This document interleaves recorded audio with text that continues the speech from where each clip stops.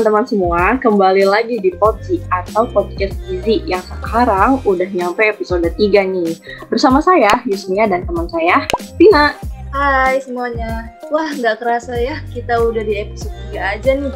Tapi di episode 3 ini, kita akan nyajiin episode yang berbeda loh daripada episode yang sebelum-sebelumnya. Hah? Berbeda? Emang berbeda kayak gimana tuh? Nah, penasaran kan? Yuk langsung aja deh ditonton. Vina, tapi tunggu dulu deh. Aku tuh mau nanya, kamu pernah gak sih ngedenger berita yang katanya tuh orang tuh meninggal gara-gara karena abis makan mie sama coklat? Kayaknya sih pernah denger deh kak, cuman ragu, itu emang bener ya kayak gitu? Nggak tahu juga sih, tapi kan harusnya aman-aman aja ya kan, soalnya juga makanannya juga udah dapet izin edar gitu. Nah iya bener tuh kak, tapi kalau nggak salah nih ya kak, katanya sih karena ada reaksi antara coklat sama si mie-nya itu loh kak, bener nggak ya? Kurang yakin juga sih, jadi itu mitos atau fakta ya? Nah daripada kita bingung nih kak, mending kita bingungnya bareng-bareng aja nih kak sama narasumber kita berenam. Boleh tuh, tapi berenam? Siapa aja tuh berenam emang narasumber kita hari ini? Di episode 3 ini narasumber kita itu dari mahasiswa Gizi Untirta loh kak. Siapa ya kira-kira? Boleh tuh, kayaknya keren. Coba langsung kita panggil aja orangnya. Sini. Halo teman-teman semua. Halo teman-teman. Siapa aja nih? Banyak banget nih. Boleh kali kenalan dulu nih. Coba dari Kak Andin. Kak Andin dari Gizi angkatan berapa nih? Halo teman-teman semua, perkenalkan aku Andini Farendia, bisa dipanggil Andin dari Gizi Angkatan 2019. Halo, salam kenal. Keren banget. Kalau Holid dari mana nih, Lid? Halo teman-teman, aku Holid Ibnu Sunam dari Gizi Angkatan 2019 juga. Salam kenal guys. Sepuh ya. Kalau Egi dari mana nih? Nah, halo semuanya, nama aku Sari Egianti, aku dari Gizi Angkatan 2020. Masih muda. Wih, boleh, berarti masih seger lah ya. Oke, kalau Ika nih. Halo, aku Ika Lestari, biasa dipanggil Ika dari Gizi Angkatan 2020. Salam kenal semua. Wih, oke, boleh lah ya. Kece-kece banget nih mahasiswa Gizi. Kira-kira nih, sebagai mahasiswa Gizi, pernah nggak sih kalian tuh dengar tentang mitos seputar makanan, gizi, ataupun tentang kesehatan di sekitar kalian? Pernah nggak? Oh jelas dong. Sering banget.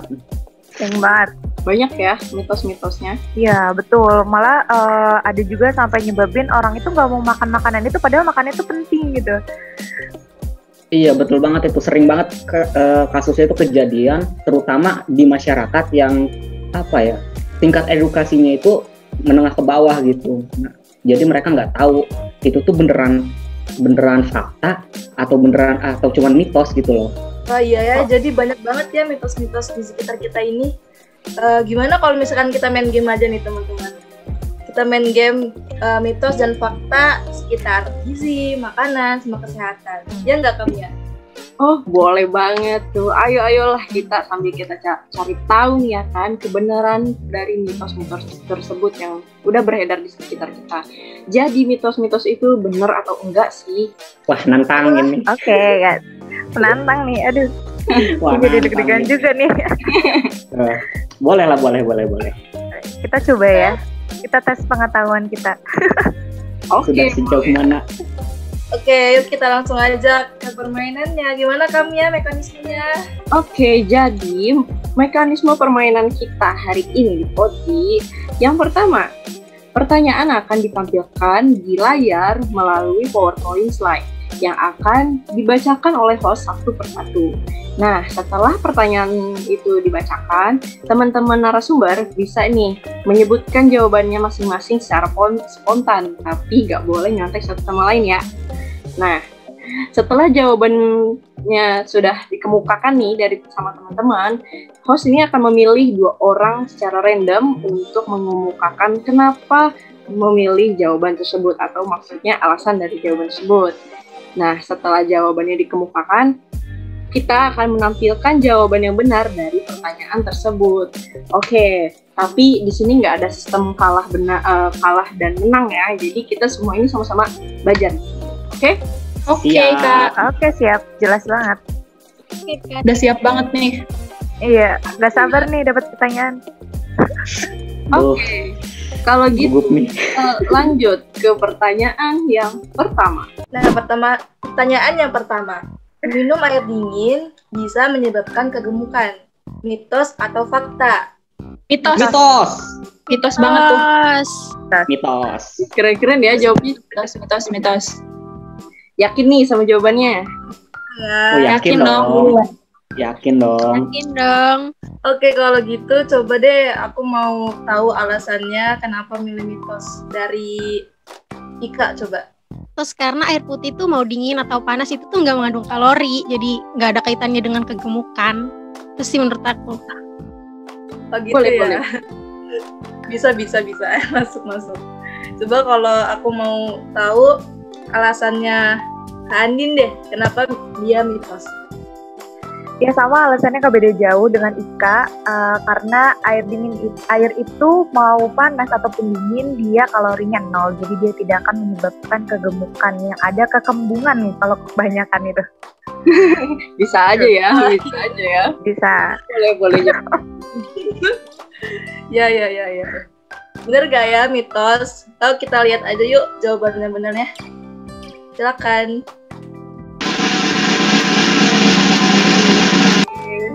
Yeay. Yeay. Bener kan Boleh. mitos? Keren. Kenapa ya bisa mitos? Karena air yang masuk ke dalam saluran pencernaan itu akan diproses sedemikian rupa sehingga suhu airnya itu menyesuaikan dengan suhu tubuh kita. Nah, maka dari itu minum air dingin nggak nyebabin kegemukan, kecuali kalau air minumnya itu bersoda atau mengandung pemanis yang tinggi. Betul itu. Tadi juga sama ya kayak penjelasan Ika sama Kandin kalau air putih itu nggak mengandung kalori, jadi mau diminum sebanyak apapun nggak bakal bikin gemuk, bakalnya bikin kembung ya. Betul. Keren. Oke, kita lanjut. Pertanyaan nomor 2. Lanjut ya. Nomor 2. Cabai menyebabkan usus buntu. Mitos atau fakta? Mitos. Mitos Yakin nih. dong. Mitos. Yakin. 100%. Oke, kita kunci jawabannya. Kalau gitu saya mau nyoba tes nih. Kenapa ngejawab mitos dari Egi? Kalau menurut aku usus buntu tuh disebabinnya bukan karena makan cabe ya. Jadi kayak karena partikel-partikel yang nyangkut di usus buntu. Usus buntu kan kecil ya. Iya. Jadi menyebabkan penyakit yang namanya usus buntu gitu. Begitu. Boleh. Oke. Kita simpan jawabannya. Sekarang saya tanya ke Khalid. Apa alasan Anda menyatakan kalau itu mitos? Iya, sebenarnya nggak beda jauh juga sama alasan dari Egi itu, karena penyebab utama dari usus buntu itu bukan karena makan cabai, tapi dikarenakan masuknya bagian tinja atau feses ya ke dalam saluran yang ada di usus buntu, yang ada di usus itu loh. Nah, jadi karena tersumbat, akhirnya salurannya itu terinfeksi oleh bakteri. Nah, itu dia yang menyebabkan usus buntu. Oke, jadi jawaban dari kedua belah pihak ini similar ya, jadi maksudnya sama. Semoga tidak nyontek ya. Oke, kalau kayak gitu, mari kita lihat jawabannya. Mitos atau fakta?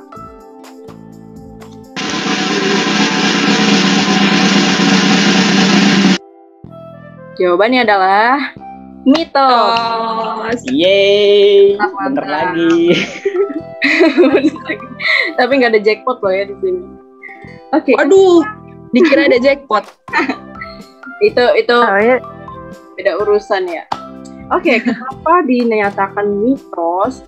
Alasannya adalah usus buntu atau appendicitis, nama ilmiahnya, nama klinisnya, yaitu suatu penyakit yang terjadi pada usus, terutama usus buntu yang disebabkan oleh masuknya bagian dari feses atau tinja ke dalam saluran sempit pada usus itu yang buntu. Nah, sehingga menyebabkan tersumbatnya saluran itu dan terinfeksi oleh bakteri. Boleh amat ya, keren-keren juga. Oh iya dong. Tidak diragukan. Tidak diragukan. Oke, yang selanjutnya pertanyaan yang ketiga nih. Pernyataannya, kentang hijau itu beracun. Mitos atau fakta? Yo, mitos apa fakta? Fakta dong. Fakta. Fakta tah. Fakta. Tar. Gue mikir lagi. Ih, nggak boleh. Gak bisa. 1 detik jawabnya. Terus langsung kunci pertanyaan.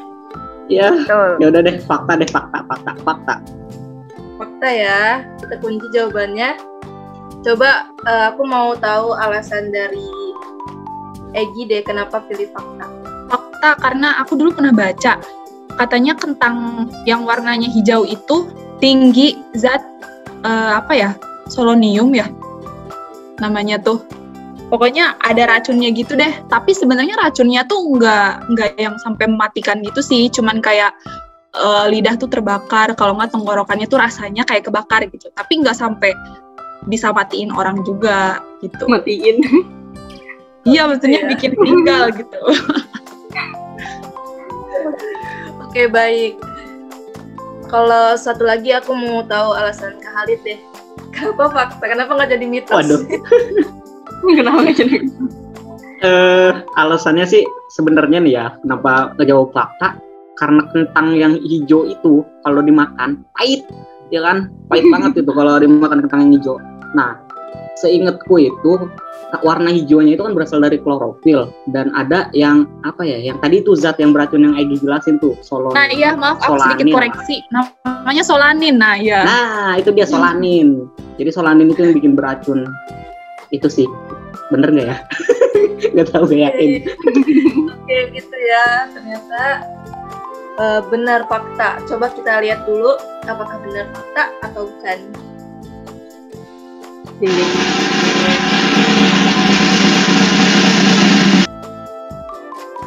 Jawabannya adalah Wih, keren. Kita iya dong, keren banget kita gitu. Hebat dong. Jelas. Mantap banget teman-teman semua.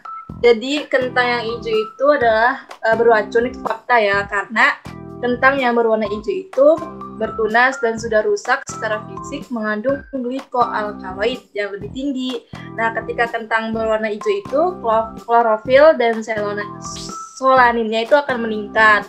Nah, peningkatan solaninnya membuat kentang itu menjadi pahit, sehingga dia bisa beracun. Gitu. Bagus. Banget teman-teman semua. Keren. Approve. Oke, kalau gitu kita lanjut ke nomor 4.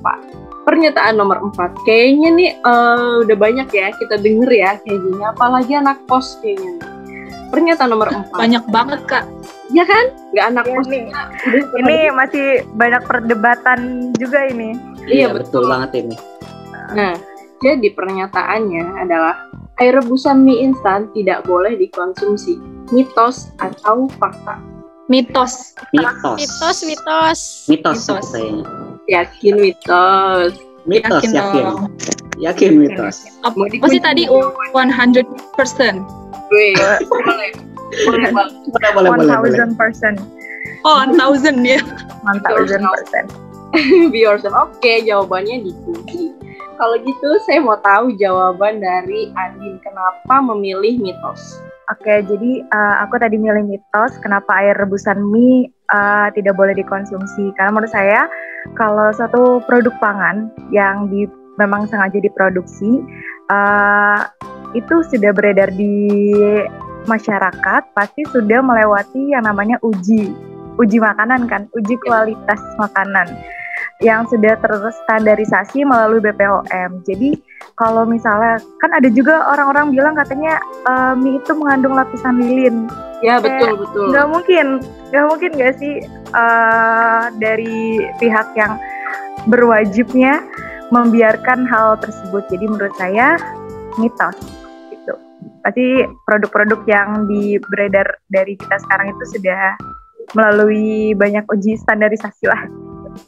Benar. Jadi aman. Iya ya, kita sering dengar kalau mie instan itu tuh mengandung lilin ya.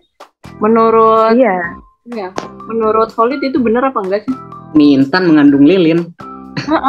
Itu benar gak sih? Oh, itu jelas. Yang katanya mengkilapnya itu. Ya, mengkilapnya itu kan ya. Kalau dulu waktu zaman SMP tuh sering dimain itu kilatannya. Dia gesek-gesek pakai tangan, kan licin ya. Nah, Kayaknya lo doang deh, Lid. Lo doang Kayaknya gak ada yang mainan gitu ya. masa sih? Lo doang deh. Waduh, ada apa dengan diriku? Ya, tapi kalau bicara soal alasan ya, benar atau tidaknya, itu jelas salah sih. Soalnya lapisan yang licinnya itu yang seolah-olah kayak lilin itu bukan karena itu lilin, tapi karena itu minyak gitu. Jadi dalam prosesnya itu si mie instannya ini diolah menggunakan minyak juga, oleh karena itu itunya jadi licin gitu, mengkilap. Oke, berarti keduanya itu tetap pada mitos ya, kalau itu mitos. Nah, kalau gitu kita cari tahu nih jawaban yang benarnya apa, mitos atau fakta? Jeng jeng jeng jeng jeng. Jawabannya adalah mitos. Keren banget nih. Pecinta mie instan ya, gila anak kos semua. Jadi Iya, mie instan lovers. sangat melekat di jiwa. Oke, kenapa dinyatakan mitos? Karena air rebusan mie instan ini sebenarnya aman, karena aman. Pada air rebusan, bahkan pada air rebusan mie instan itu tuh ada vitamin dan mineral juga yang larut air. Bahkan menurut Profesor Hardin, tepung juga mengandung asam folat dan vitamin bagi tubuh. Jadi kalau kita memilih untuk tidak mengonsumsi air rebusan mie instan itu juga nggak apa-apa sih gitu. Tapi bakalan hilang juga kandungan asam folatnya kan karena larut air ya, karena kita ganti air kan yang bukan rebusan. Oke. Jadi segitu penjelasannya. Buat yang katanya lilin itu juga nggak bener lah ya, karena pada dasarnya juga itu kan pengeringan ya, bukan lilin ya nggak sih? Iya, betul banget itu. Karena nggak mungkin juga di bahan pangan masa ada lilin gitu. Oke. Nah, pernyataan yang selanjutnya, yang keempat ya, Kak ya. Kelima. Yang kelima. Pernyataannya, mengonsumsi ikan saat menyusui dapat membuat ASI bau amis. Mitos atau fakta? Mitos. Mitos itu. Mitos. Mitos. Jelas. Mitos. Mitos. Yakin Ya. nih? Yakin dong. Jelas dong. Oke, kita kunci ya jawabannya mitos. Coba aku mau tahu alasan dari siapa ya? Dari Ika deh, coba. Iya, karena menurut aku menyusui itu mengkonsumsi ikan tuh nggak membuat ASI bau amis, malahan ikan itu penting kan buat kesehatan bayi gitu tuh, banyak omega 3-nya gitu sih menurut aku. Oke, coba kalau aku mau tahu alasan dari Kak Halid deh. Kenapa? Iya, sebenarnya. Jadi nggak ada hubungannya gitu loh. Bau amis gara-gara makan ikan ke ASI itu sama sekali nggak ada hubungannya. Soalnya ketika kita mengkonsumsi ikan, ya otomatis yang diserap itu zat gizinya, zat gizi si ikannya, bukannya baunya. Itu. Oke, jadi yang benar mitos atau fakta ya kira-kira? Coba kita lihat yuk. Jeng jeng jeng jeng.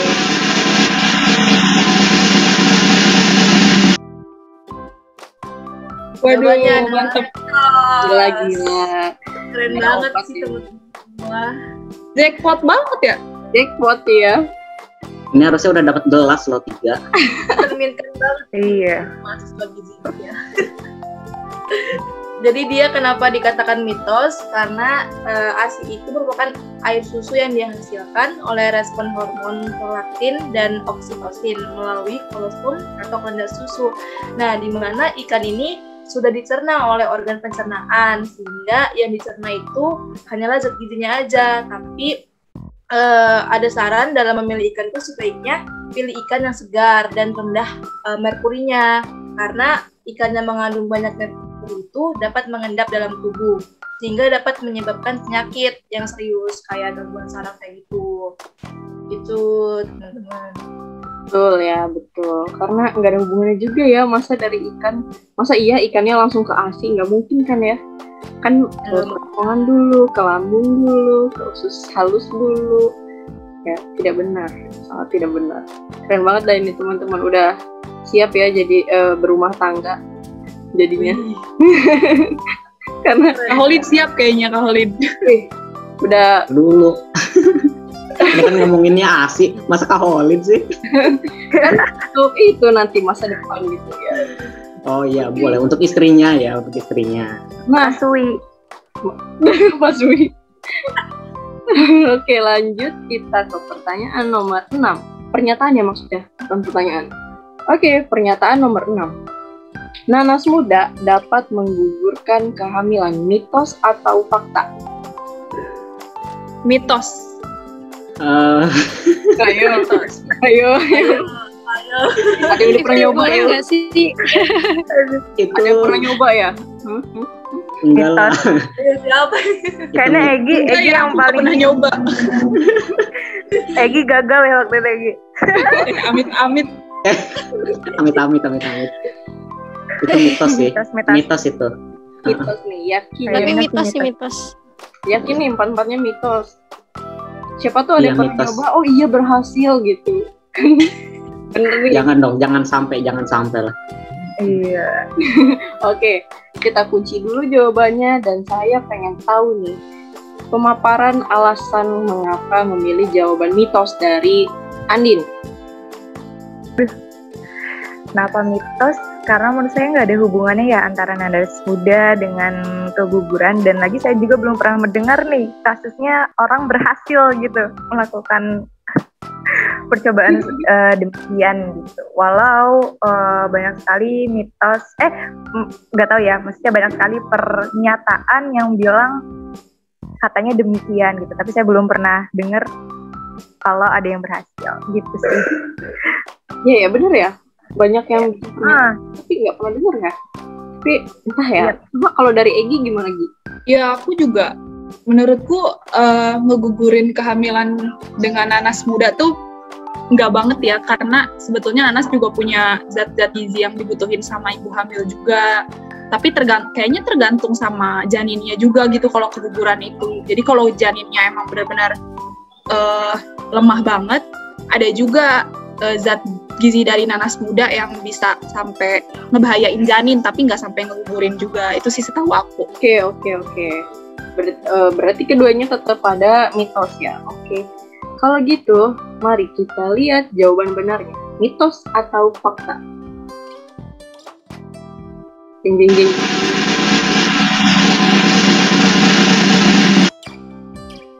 Jawabannya adalah mitos. Gila. Bener. Congratulations ya, kita lulus. Alhamdulillah. Oke, kenapa dibilang mitos?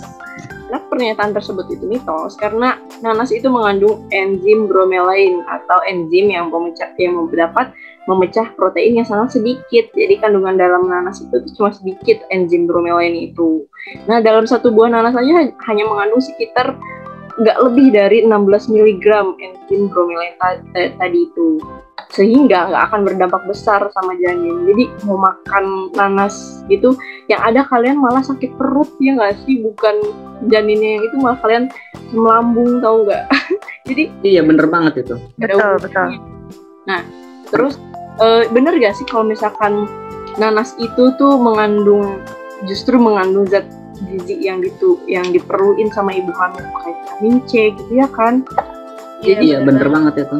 Jadi bukan sebagai petaka sebenarnya ya. Tapi kenapa? Iya. Tapi kenapa pada percaya? Mungkin relasinya gini kali ya, kayak yang tadi Mia bilang, efek dari kandungan bromelain itu bisa bikin sakit perut. Nah, mungkin itu nanti bisa memicu kontraksi di ibu hamil. Mungkin kalau misalnya ibu hamilnya kandungannya kurang kuat, ya mungkin bisa menyebabkan itu. Tapi mungkin kasusnya juga nggak banyak gitu. Iya, jarang Gitu sekali lah. itu kasusnya. Iya. Aku juga pernah baca, katanya enzim bromelain itu emang benar bisa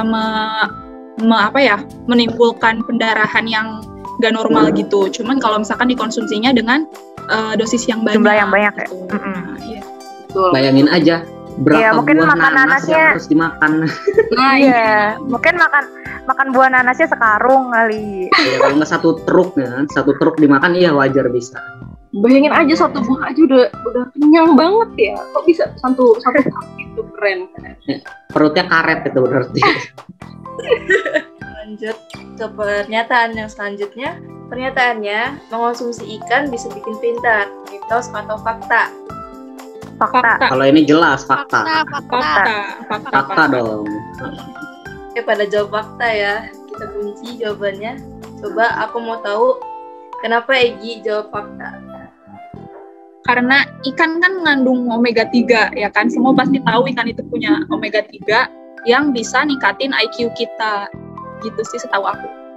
Egi suka makan ikan gak, Gi?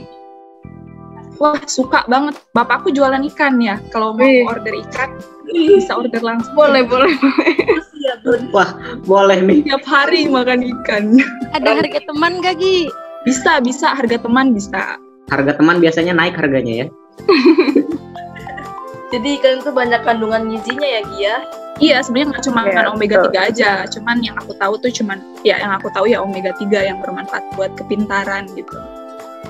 Nah, ya, coba aku mau tahu juga alasannya. Nah deh, kita milih fakta juga kan ya? Ya fakta. Jawabannya kayak tadi sih sama kayak Egi. Karena ikan tuh banyak mengandung omega 3 yang bisa meningkatkan IQ juga. Jadi itu tuh bener-bener berpengaruh buat kepintaran anak gitu. Apalagi dikasih makannya tuh dari kecil udah dibiasain makan ikan gitu anak-anaknya gitu sih menurut aku. Kayaknya anak mahasiswa gizi juga banyak makan ikan ya, jadi pinter-pinter. Ikan asin iya. Coba kita lihat apakah benar itu fakta atau mitos.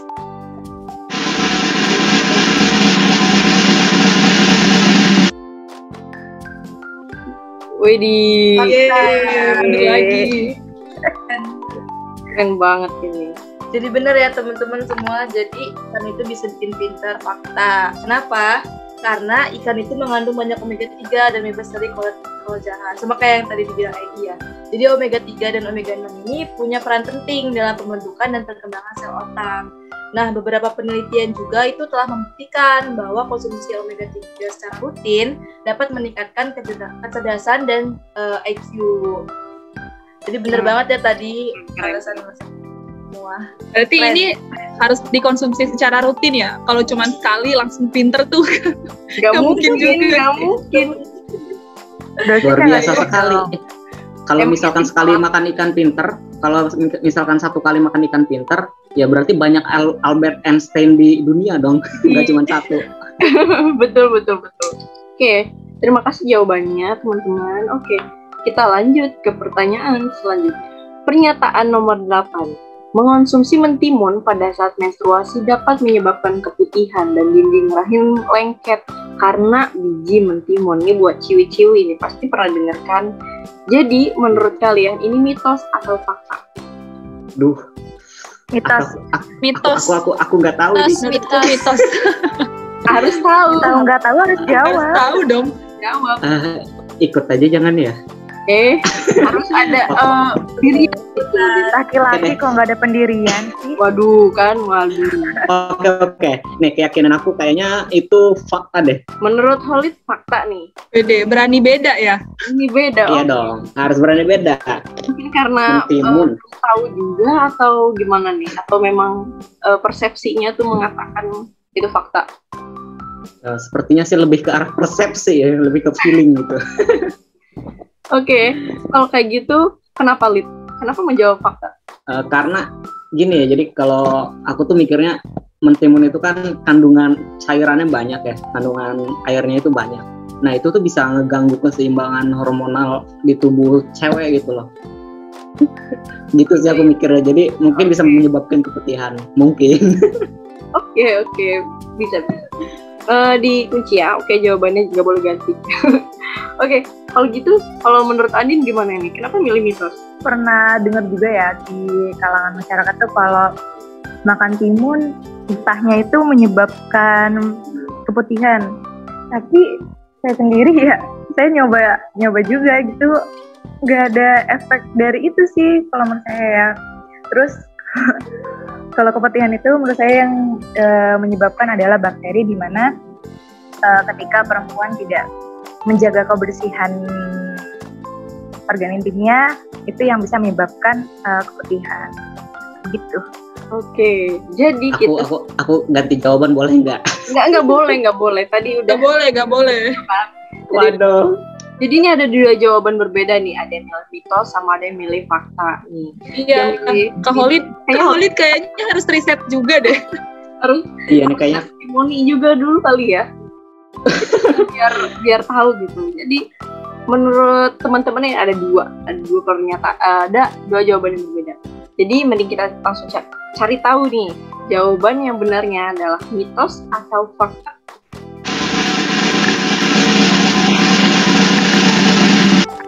Apa tuh jawabannya? Jawabannya adalah mitos. Holid salah. Yeay. waduh. Riset juga kali ya, Lid ya. Wajar.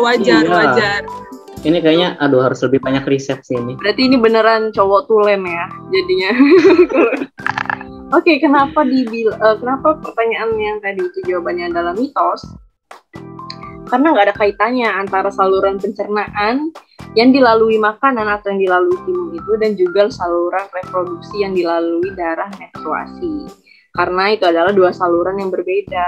Lagi pula mentimun itu nggak ada getahnya, kan?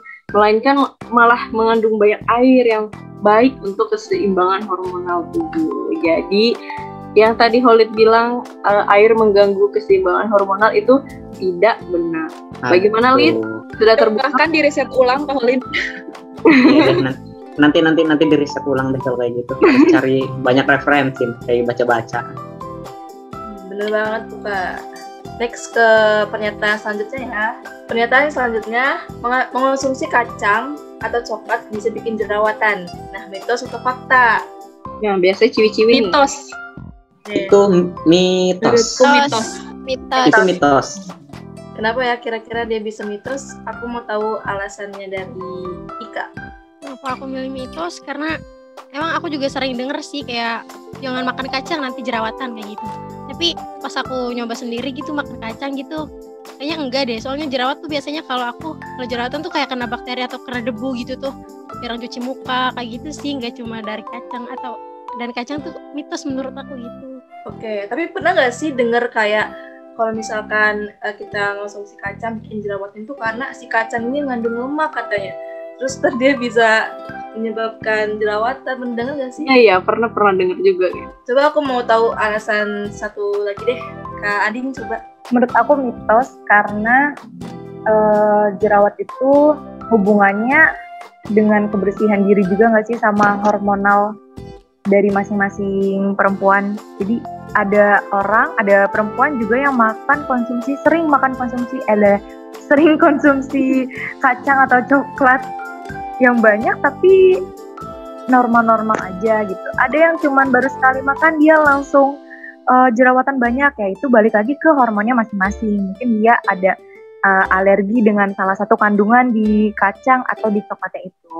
Oke, jadi tergantung ya kayak sama masing-masing. Iya, jadi nggak langsung menginginkan, oh ini gara-gara makan kacang nih, gara-gara coklat nih. Iya, benar. Iya, karena kan banyak juga yang bilang katanya jerawat itu timbul karena konsumsi gula berlebih. Nah, katanya coklat ini gulanya berlebih katanya, makanya jerawatan. Itu sebenarnya mitos ya kayaknya. Oke, bener nggak ya dia mitos? Yuk kita lihat aja jawabannya.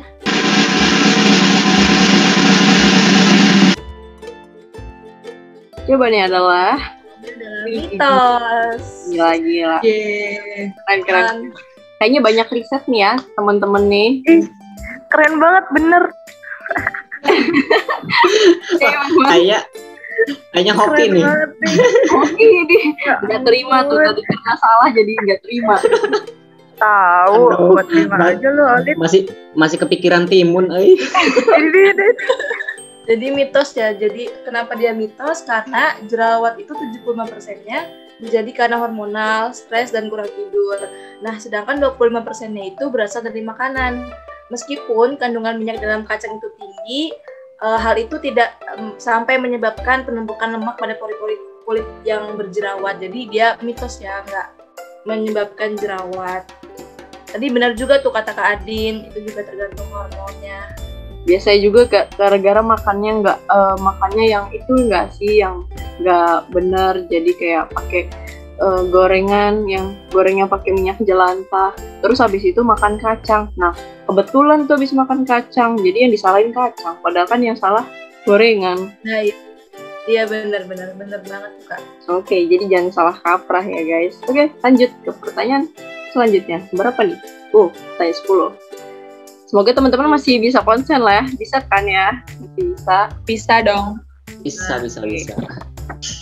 Nah, yang pernyataan ke-10 ini ada tidur setelah makan dapat menyebabkan kegemukan. Biasanya ini kayaknya pernah dengar sih. Apalagi saya juga pernah dengar. Jadi menurut teman-teman, ini mitos apa fakta? Mitos. Itu Fakta. mitos ya, mitos. Menurutku mitos. Kayaknya mitos deh itu. Waduh, Wah, ada yang berlawan. Beda aja. iya, kayaknya ada yang beda nih jawabannya. Ada yang jawab mitos, ada yang jawab fakta. Kayaknya lebih enak kita adu nih dua-duanya. Coba kalau dari Egi, kenapa Egi bilang mitos? Karena tidur setelah makan tuh nggak ada hubungannya sama kegemukan ya. Justru kataku yang berkaitan tuh sama asam lambung. Jadi katanya kalau tidur setelah makan tidur tuh asam lambungnya naik gitu tuh. Jadi kayak sakit perut gitu dan sebagainya gitu tuh kayak. Dan itu tuh nggak berkaitan sama kegemukan gitu menurut aku. Oke, kalau Egi dari pernyataan tersebut menjawab mitos dan itu alasannya. Nah, kalau Andin gimana nih? Atau ya menurut aku sesuai anjuran kan kita untuk tidur itu minimal 2 jam setelah makan. Kenapa? Karena supaya makanan itu tercerna dulu, termetabolisme dulu oleh tubuh. Nah, kalau misalnya makanannya belum tercerna dengan baik, termetabolisme dengan baik, terus kita langsung tidur gitu. Kan kalau tidur posisinya organ-organ tubuh juga istirahat nggak sih? Maksudnya nggak bekerja semaksimal itu gitu. Nah kalau kejadiannya terus berulang, dengan catatan ya terus berulang, itu bisa aja menyebabkan kegemukan. Boleh. Gimana nih teman-teman, ada pernyataan yang untuk melawan pernyataan tersebut? Ada nggak nih? Tapi kayaknya kalau abis makan tidur, terus abis tidur olahraga langsung. Emang Itu beda dong. Ini Rajin nggak ada. banget. Ini di pernyataan nggak ada habis tidur terus olahraga gitu. Iya. Beda urusan Egi. Emang Egi pernah kayak gitu? Ya sekali seumur hidup. Gimana nih? Kayaknya Holid mau ngomong nih. Ya kalau menurut aku sih sebenarnya bener kata Egi ya sebelumnya. Jadi nggak ada hubungannya gitu kegemukan sama tidur setelah makan. Karena apa ya? Kegemukan itu kan disebabkannya karena total asupan kalori yang masuk itu kan lebih banyak ya daripada apa ya yang kita bakar gitu melalui aktivitas fisik. Nah, jadi ketika tidur pun metabolisme tubuh sebenarnya tetap berjalan gitu. Itu tuh tetap berlangsung. Artinya walaupun kita tidur setelah makan ya dengan catatan ini ya tadi apa tuh maksudnya nggak berulang gitu loh, nggak berulang. Tapi kalau tidur makan nggak ke kamar mandi itu bisa jadi menyebabkan kegemukan. Cuman kalau ini kan pernyataannya aja tidur setelah makan dapat menyebabkan kegemukan, artinya tidak berulang dong. Cuman 1 kali setelah makan doang dapat menyebabkan kegemukan gitu. Oke. Itu sih alasanku. Keren.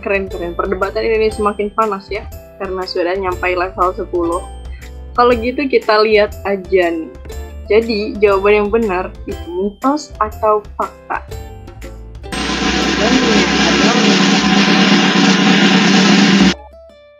Jeng, mitos.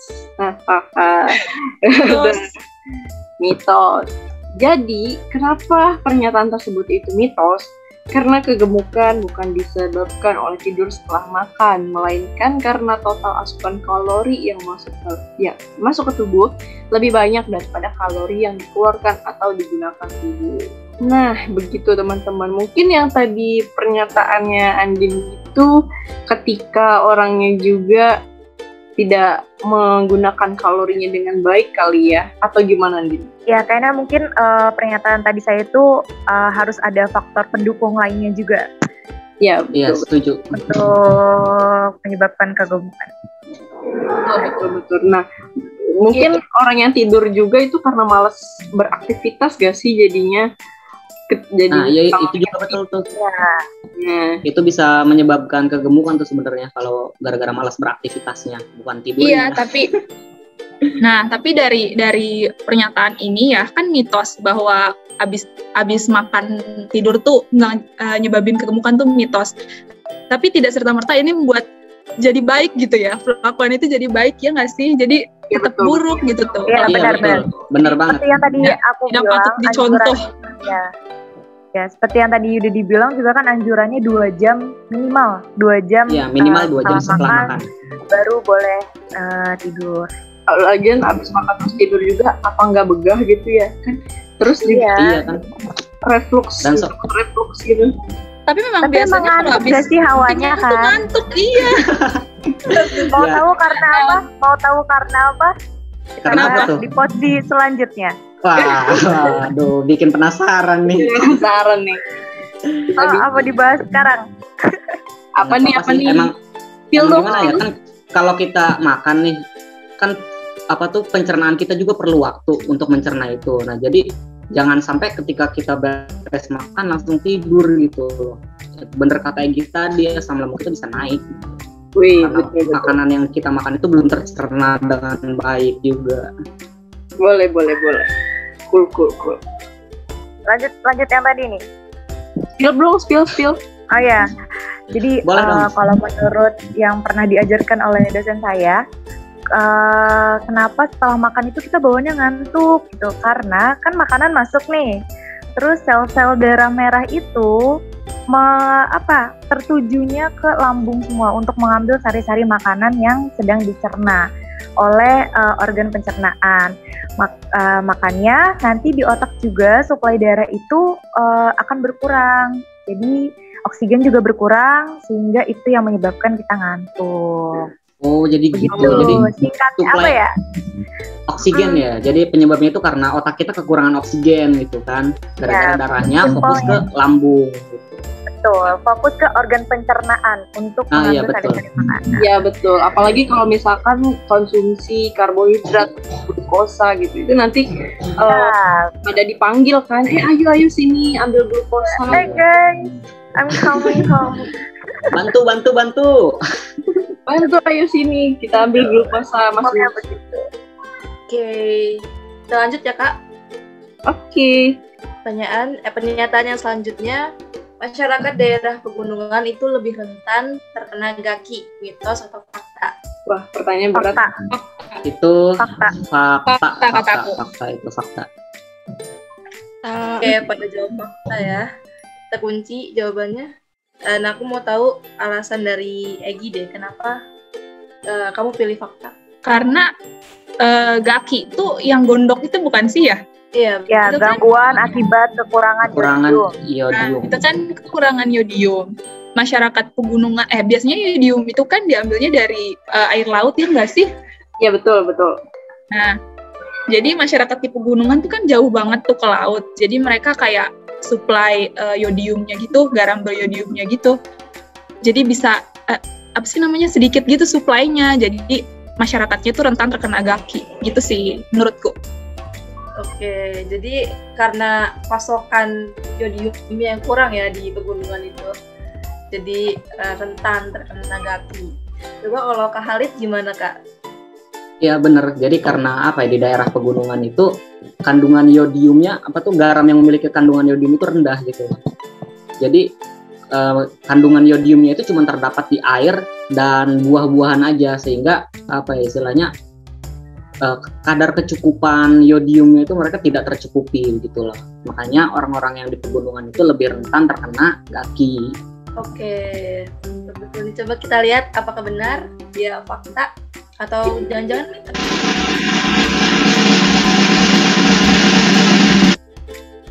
Jawabannya adalah fakta. Udah khatam ini kayaknya ya, udah khatam. Saya kan orang pegunungan. Oh gitu. Gaki nggak? Oh enggak dong, selalu terjaga. Alhamdulillah. Mantap banget. Jadi bener ya jawabannya itu fakta. Kenapa? karena gaki ini kan merupakan gangguan akibat kekurangan yodium ya. Nah, yodium ini ada secara alami di lingkungan yang dapat ditemukan di air laut sama tanah.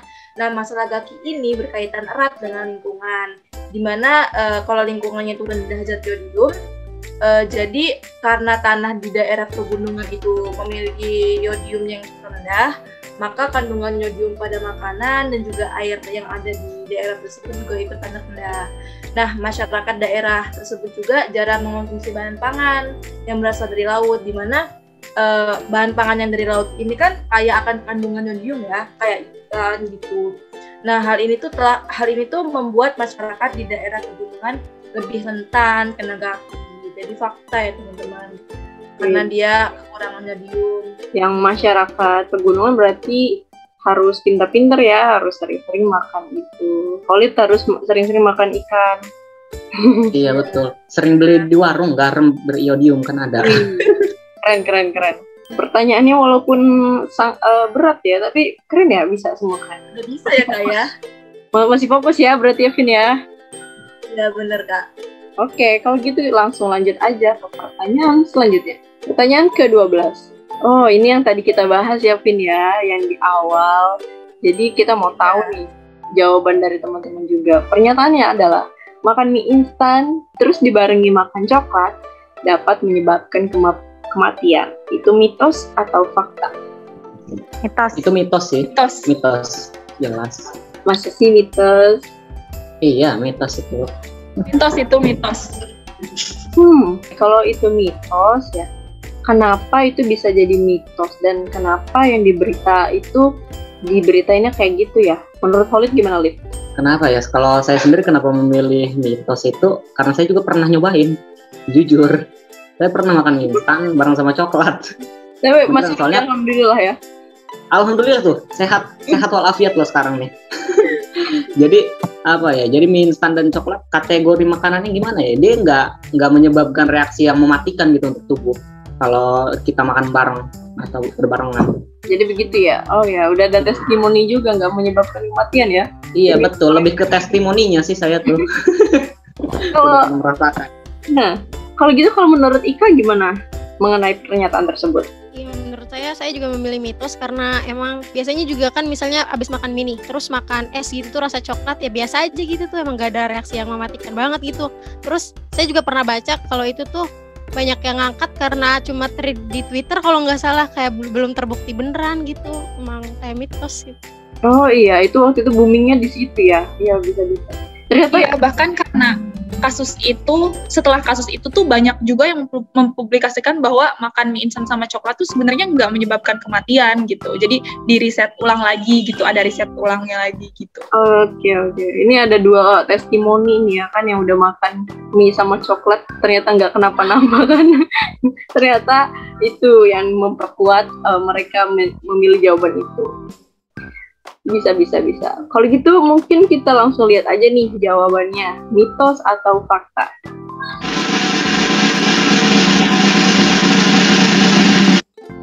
Jawabannya adalah jeng mitos. Widih, ternyata bener ya testimoninya Mbak manjur. Oke. Jadi yang tadi mitos karena mie instan sama coklat itu makanan yang semua komponen di dalamnya itu food grade atau tidak mentransfer zat-zat yang berbahaya.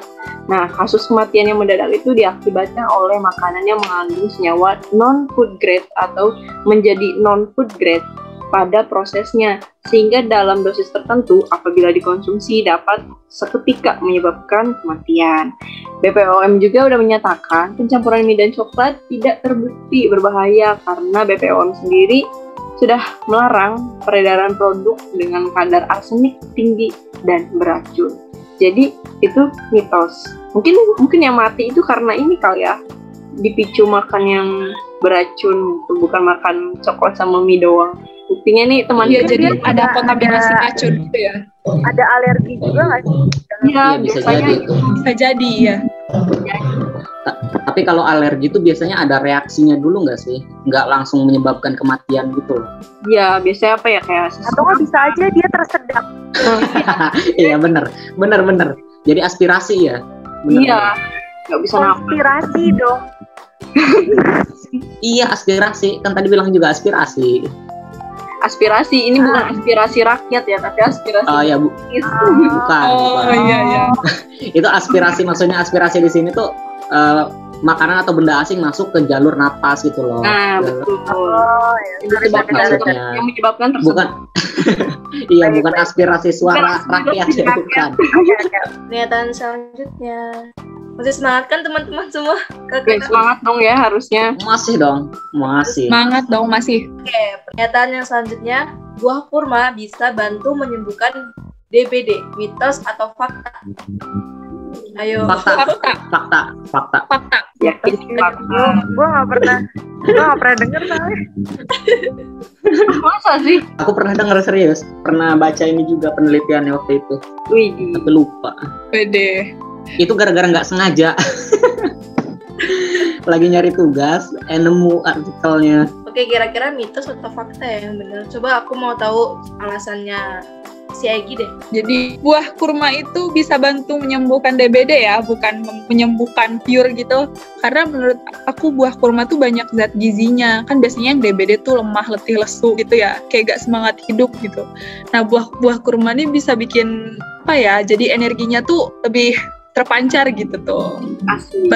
Soalnya banyak banget zat gizi dan manfaat dari buah kurma ini gitu. Oke, jadi dia fakta ya. Coba kalau menurut Ika gimana? Ika tadi jawab apa? Jawaban saya tuh fakta, karena emang tadi kurma tuh banyak kandungan zat gizinya. Nggak cuma menyembuhkan DBD tuh nggak cuma dengan kurma gitu, banyak tambahan zat lainnya juga. Kayak obat-obatannya juga harus diminum tiap hari, makannya harus sehat juga. Cuma salah satunya aja. Oke, baik. Jadi ini jawabannya mitos atau fakta ya? Ayo kita lihat. Jeng.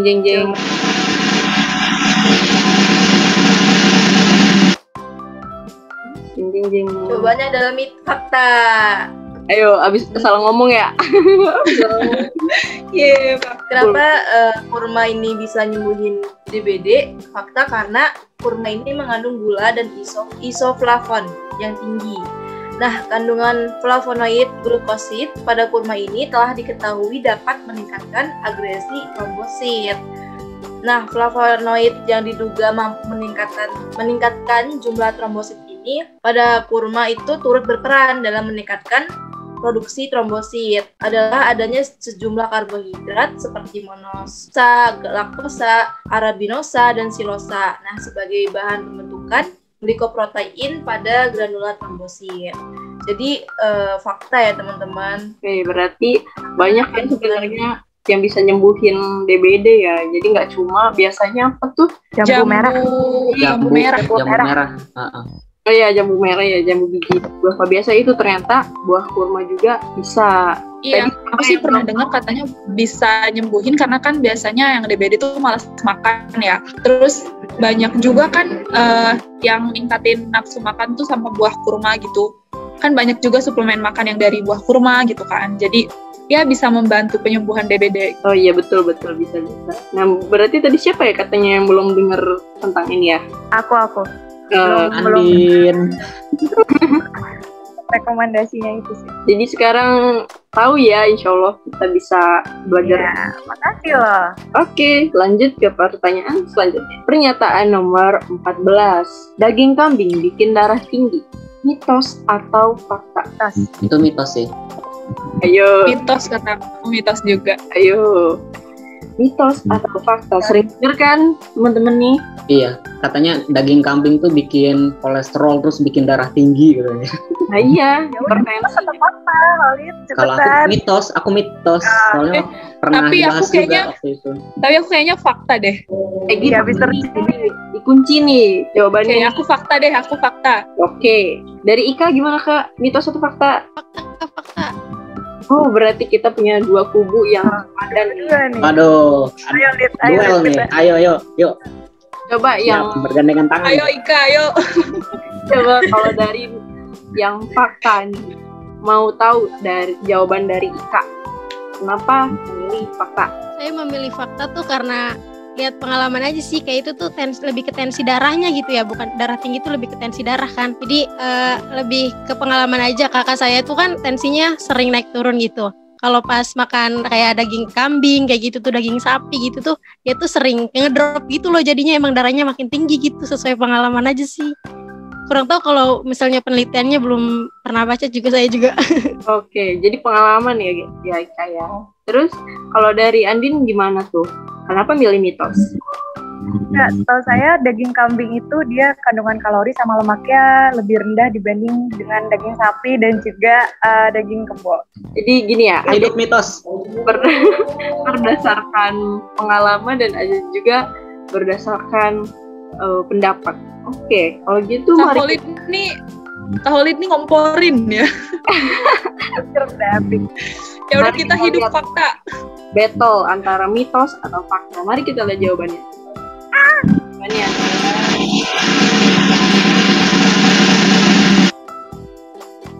mitos. Hahaha. Gimana nih? Kenapa bisa mitos? Karena daging kambing ini memiliki kolesterol dan lemak jenuh yang lebih rendah dibandingkan daging-daging lain, ya, daging hewani. Untuk mengurangi jumlah kolesterol dalam makanan, perlu diperhatikan cara pengolahan dan kuantitas daging kambing tersebut. Jadi mungkin yang tadi pengalamannya Ika itu mungkin pengolahan kambingnya nggak sih? Jadi pengolahan kambingnya tuh yang pakai santan, yang pakai micin, yang pakai garam tinggi, mungkin gitu. Betul banget, iya betul banget. Jadi seperti yang sudah Andin sampaikan juga ya, kalau daging kambing itu kandungan lemak jenuh dan kolesterolnya itu lebih rendah daripada daging lain gitu. Nah itu jadi nggak menjadi alasan kalau makan daging kambing itu bikin darah tinggi atau bikin kolesterol naik gitu, enggak. Kecuali makannya kalau satu kambing itu dimakan utuh sama dia, itu baru bisa jadi. Kalau dari fakta gimana tuh? Fakta mau ngadu. Bisa diterima, karena bisa jadi juga karena kuantitas daging sama cara pengolahannya salah gitu ya, jadi bisa menimbulkan darah tinggi. Soalnya aku juga mamah kan darah tinggi, jadi menghindari kambing karena pernah juga kayak gitu, sempat drop karena kambing. Wah, jangan dimarahin ya tapi kambingnya ya. Pernyataan yang ke-15. Kaldu jamur lebih baik daripada kaldu hewani biasa. Mitos atau fakta? Itu Terus itu kayaknya mitos ya. Iya mitos. Benar. Ya, kataku juga mitos.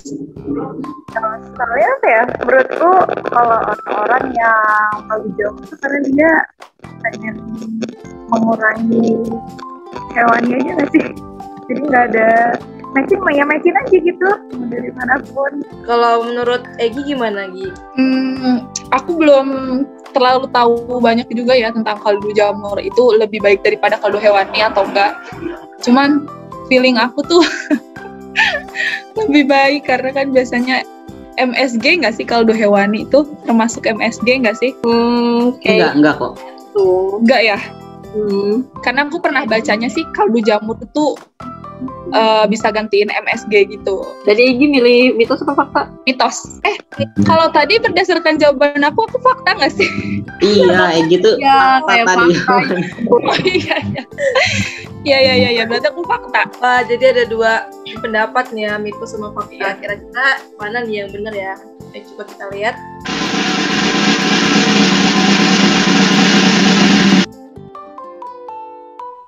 Jawabannya adalah mitos. Mitos benang. Hidup mitos. Kenapa tuh mitos? Jadi kenapa kaldu jamur itu lebih baik ya dari yang hewani? Mitos karena kaldu itu merupakan varian penyedap alami yang didapatkan dari bahan-bahan alami jika tidak mendapatkan penambahan MSG atau penyedap lainnya. Hanya saja digunakan sesuai kebutuhan masing-masing konsumen. Misalnya untuk yang sedang menjalani diet vegetarian yang akan lebih memilih kaldu jamur daripada kaldu hewani. Nah, kaldu jamur maupun kaldu hewani ini sama-sama mengandung zat gizi dan mineral. Namun penggunaan keduanya itu harus dibatasi agar sodiumnya itu per hari tidak berlebihan karena dapat menyebabkan resiko tekanan darah tinggi. Nah jadi sama aja ya dua-duanya itu nggak ada yang lebih baik, nggak ada yang lebih buruk juga. Oh, asalkan kita lihat komposisi ada MSG-nya atau enggak. Nah itu yang segala sesuatu yang berlebihan tidak baik. Nah betul. Betul sekali. Oke, mungkin kita langsung lanjut aja nih ke pernyataan terakhir nih sebenarnya. Next. Oke. Ini terakhir tapi bukan akhir dari segalanya ya. Waduh. Pernyataan terakhir ini adalah sayuran tidak boleh dipanaskan kembali atau kayak dimasak lagi dan lagi. Itu mitos atau fakta? Fakta. Fakta nih, semua jawab fakta nih. Fakta. Jadi bingung milih siapa yang jelasin. Coba Ika deh. Ya, saya memilih fakta karena emang sayur tuh kan kandungan zat gizinya kan kayak zat gizi mikro gitu kan ya. Kalau misalnya dipanaskan kembali tuh nanti kalau masaknya lama-lama tuh apa ya? Semua makanan kalau dimasaknya berlebih lama gitu, dimasak lagi tuh nanti zat gizinya itu bakal hilang. Apalagi sayur gitu kan, yang notabene zat gizinya gitu mikro kebanyakan gitu. Jadi nantinya mudah hilang gitu zat gizinya. Oke. Kalau menurut siapa ya? Valid deh. Kayaknya tadi paling semangat nih jawabnya. Iya, soalnya ini kan pernah dibahas juga waktu kuliah dulu itu. Nah, jadi kenapa sayur nggak boleh dipanaskan berulang kali itu karena pemanasannya itu dapat merusak struktur zat gizi seperti serat, kemudian vitamin, mineral, juga antioksidan yang ada di sayur itu gitu loh. Karena di sayur itu kan juga ada antioksidan yang tidak tahan panas ya. Nah, itu tuh bisa rusak gitu karena terus dipanaskan berulang kali strukturnya. Oke. Jadi semuanya ini menjawab fakta. Kayaknya juga dapat dari kuliah ya nggak sih? Oke, kalau Iya, ini materi kuliah. Materi kuliah ini. Ya, karena kita juga satu naungan ya. Jadi mungkin tahu. Oke, lanjut aja. Apa itu jawabannya? Mitos atau fakta? Jawabannya adalah fakta, wis. Benar, berarti kalian nggak pernah mabal di pelajaran ini. Keren. Jadi, jawabannya kenapa fakta? Karena pemanasan yang dilakukan karena proses pemasakan dapat menyebabkan perubahan tekstur, kehilangan zat gizi, dan menurunkan aktivitas antioksidan. Nah, selain itu, pemanasan juga bisa merusak struktur serat dari sayuran, dan juga bukan cuma serat, ada vitamin, ada mineral, antioksidan yang tidak tahan panas, dan juga antioksidan ataupun kayak vitamin yang larut air.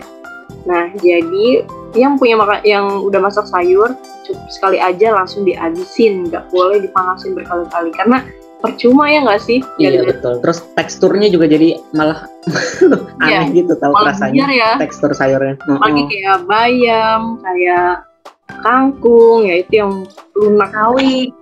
Nah, sawi, brokoli gitu kan. Ngomongin makanan jadi lapar nih. Abis ini kali ya makan, tapi makan rumah masing-masing. Oke, kayaknya tuh cukup segini ya nggak sih tebak-tebakannya nih, karena kita sudah hampir 1 jam kayaknya ya, atau lebih ya? Lebih kayaknya Kak. Seru banget ya Kak ya. Nah betul. Jadi udah terbukti nih kalau mahasiswa di sini tidak pernah mabal. Jadi mungkin ada yang karena belum tahu, karena ada yang kelewat infonya, ya nggak sih Vin? Iya bener banget Kak. Atau juga mungkin karena kurang riset juga ya Kak ya, tadi ada beberapa. Iya kayak Holid tadi yang timun ya Lid. Iya betul. Aduh, itu jadi pelajaran juga sih.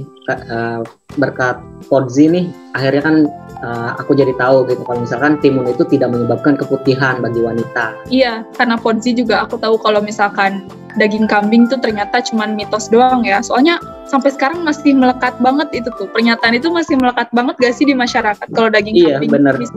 bisa meningkatkan. Bener banget.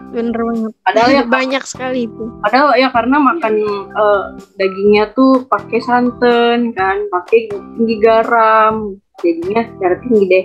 Iya, biasanya kan kambing kambing gulai gak sih? Itu kan butuh santan banyak ya, mungkin karena santannya itu. Iya. Pemicunya. Nah, teman-teman semua jadi pada tahu kan ya mitos sama fakta di sekitar kita tentang gizi, makanan, sama kesehatan. Bener nggak kamu ya? Nah, benar banget.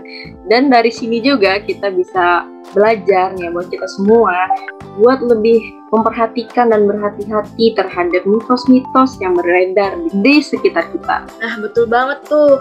Jangan sampai kalian mudah tertipu ya sama mitos-mitos yang nggak ada dasar ilmunya. Iya, betul banget sih. Banyak banget sih benar, pelajaran benar. yang bisa diambil dari permainan mitos sama fakta nih. Apalagi kalau Harus ngeliat banyak yang, baca-baca lagi nih. apalagi kalau ngeliat berita-berita yang trending gitu kan, kadang kita suka ke bawah arus gitu loh. Jadi akhirnya percaya aja gitu. Padahal belum ada riset yang membuktikan itu benar gitu loh. Belum ada penelitian Iya. yang membuktikan itu benar. Karena sekarang media tuh nyebarinnya cepet banget gak sih? Nah, iya itu dia. Iya, karena Belum ada tanpa trending. riset langsung tersebar gitu. Belum udah trending ya kan, padahal belum ada risetnya. Iya. Betul Iya, banget. kan? Namanya juga netizen ya kan. Betul. Oke, terima kasih banyak ya teman-teman semua yang di sini yang udah bersedia nemenin kita di Podzi di episode ketiga ini buat main tebak-tebakan dan diskusi juga. Senang banget sih rasanya walaupun kita jaraknya terpisah-pisah ya, kita tetap bisa berdiskusi langsung dan berbagi ilmu bareng teman-teman semua. Iya, bener banget ya Kak ya. Seru banget tadi permainannya, sekaligus kita bisa diskusi nih ya, kita bisa diskusi, bisa bermanfaat untuk teman-teman dan kita semua pastinya bisa tahu mitos dan fakta seputar gizi, kesehatan, dan makanan. Nah, termasuk yang nonton juga nih ya, pastinya dong, ya nggak Kak? Pasti banget. Oke, terima kasih banyak teman-teman. Sampai jumpa Oke, di lain kesempatan ya. Ya, sampai terima jumpa kasih juga. kembali Terima kasih kembali. semuanya. Makasih ya udah diundang. Makasih ya udah dadah. diundang, ya ampun. Dadah. Ma, aku masuk TV. Oke, baik. Buat teman-teman yang mempunyai saran topik apa yang ingin dibahas di Podzi episode selanjutnya, dapat mengirimkan di komentar di bawah ini ya. Nah, teman-teman juga bisa menantikan Podzi episode selanjutnya yang pastinya nggak kalah keren loh dari episode hari ini, hanya di YouTube channel Himazi Untirta. Oke, kalau kayak gitu, saya, Yusmia, dan teman saya, Vina, pamit undur diri dan sampai jumpa di episode selanjutnya. Salam sehat. Jawa Jawa sehat.